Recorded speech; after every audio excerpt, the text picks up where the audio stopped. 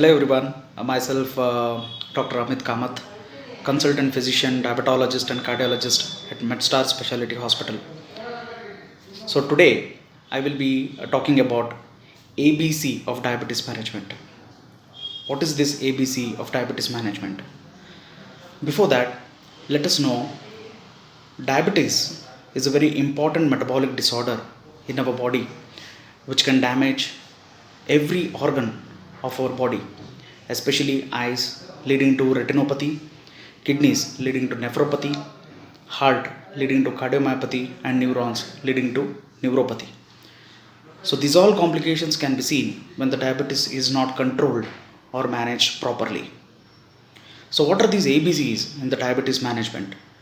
A, which stands for HbA1c, which is an important tool for the diagnosis of the diabetes per se. So a good control of the diabetes or an ideal HbA1c in the diabetic patients we consider as a 7%.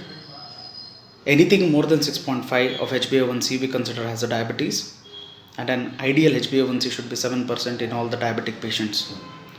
Anything more than 7 we consider it as an uncontrolled diabetes, and they are more prone for the development of all such complications.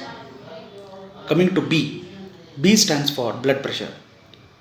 Blood pressure is another important vitals in any patients or in any human beings, where the first reading, there are two readings in that, where the first reading stands for the systolic, which corresponds with the heartbeat, and the second reading stands for the diastolic, which is in between the heartbeat.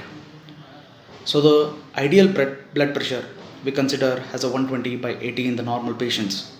Any readings more than 140/90 we consider it as a hypertensive. Since diabetic patients, they hand in hand will have a hypertension, so that has to be monitored or has to be checked every visit when they visit to their doctor. Thirdly stands for the cholesterol. Dyslipidemia per se is one of the important risk factor for any patients. So diabetes increases the risk of dyslipidemia. Among that, LDL cholesterol, which we call it as a bad cholesterol, is a important thing which can lead to various complications like heart attack, stroke, and various other things. So an ideal LDL should be less than 50 in anybody, and the triglyceride should be less than 150, and the total cholesterol of less than 200.